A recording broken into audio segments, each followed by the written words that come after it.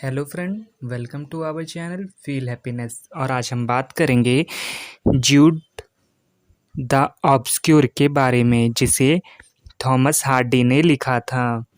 इस नावल को 1894 में थॉमस हार्डी ने मैगज़ीन के रूप में पब्लिश करवाया था और 1895 में फुल पब्लिश करवाया था। ये थॉमस हार्डी की बहुत अच्छी नावल है।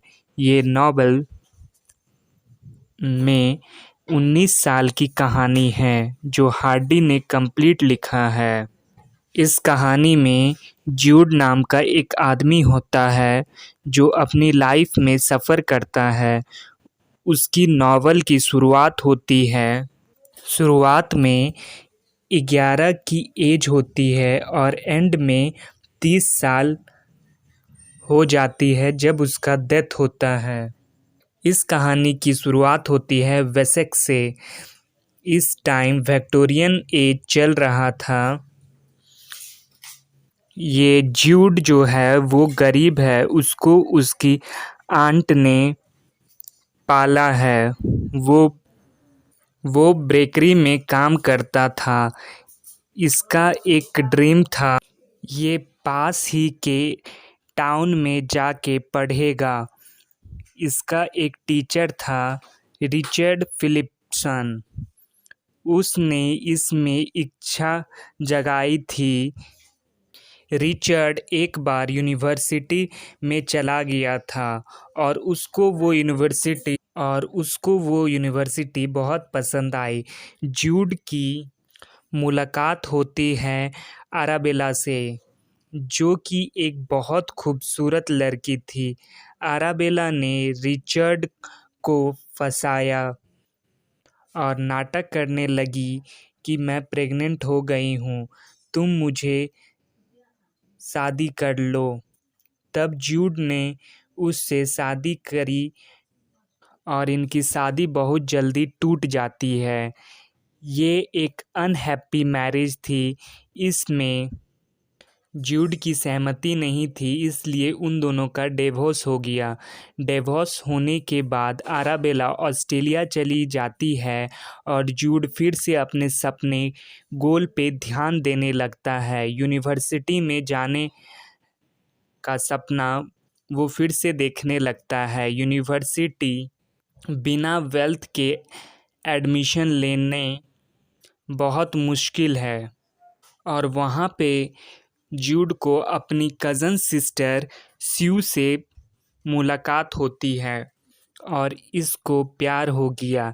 इसने अपनी फीलिंग को छुपाने की कोशिश की क्योंकि ये गलत था और इसको वहीं पर जॉब मिल गई स्यू के साथ में ही।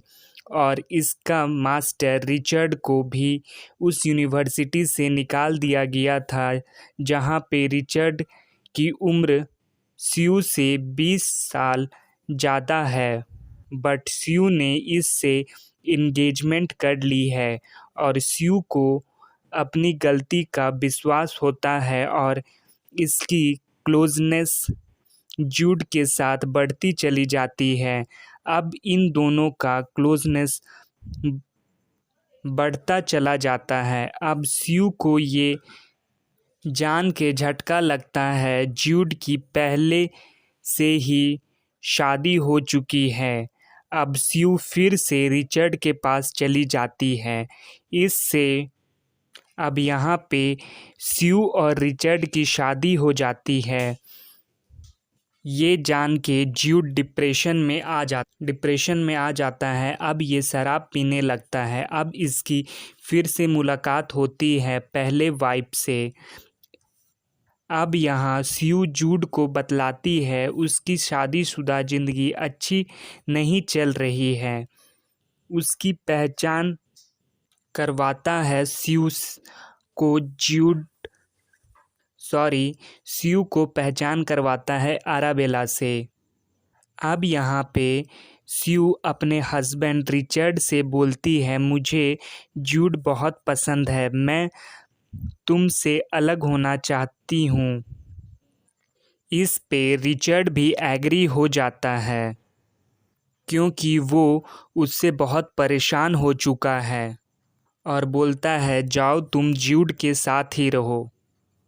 बाद में रिचर्ड को एहसास होता है कि वो गलत डिसीज़न ले लिया स्यू को उसके पास भेजकर, क्योंकि सोसाइटी रिस्पेक्ट उससे छिन गई है। अब स्यू और ज्यूड में बहुत अंडरस्टैंडिंग थी और मिलते हैं और साथ रहने लगते हैं। अब ये शादी नहीं करते और रिलेशन नहीं बनाते क्योंकि शिव ऐसा कुछ नहीं चाहती। अब यहाँ पे आराबेला बोलती है तुम्हारा जो वो बच्चा है अब उसका ख्याल तुम ही रखो। यहाँ पे आराबेला जो है ये ज्यूड की पहली वाइफ है। वो उससे मिलती है और बोलती है कि इस बच्चे का ध्यान तुम ही रखो। तब स्यू और ज्यूड मिलके उस बच्चे का ध्यान रखने लगते हैं और उस बच्चे का नाम रखते हैं लिटिल फादर टाइम। अब यहाँ पे ज्यूड और स्यू का दिक्कत भी बढ़ते चली जा रही थी क्योंकि अब इनका जो सोसाइटी रिस्पेक्ट है वो खोने लगा था अनमैरिड होने के कारण। और धीरे धीरे साथ में रहते रहते इनका प्यार बढ़ता गया और ये एक ठीक ठाक लाइफ जीने लगे थे। अब इन दोनों के 2 बच्चे हो चुके थे। अब यहाँ पे इन लोग को सोसाइटी में रिस्पेक्ट खो चुकी थी। अब यहाँ क्या होता है कि जो ये 3 बच्चे हैं तो तीनों बच्चों में से जो लिटिल फादर टाइम है ये बहुत डिप्रेस रहने लगता है। एक दिन क्या देखता है कि इनके पेरेंट्स जो हैं ये भी बहुत डिप्रेस हैं। ये लिटिल फादर टाइम सोचता है कि इसके वजह से सारी प्रॉब्लम हो रही है, तो वो उन दोनों को मार देता है और अपने भी फांसी लगा लेता है। इनसे इनकी जो टेंशन है इनके पेरेंट की ये और भी बढ़ जाती है। अब यहाँ स्यू ज्यूड को छोड़ देती है और फिर से रिचर्ड के पास वापस चली जाती है।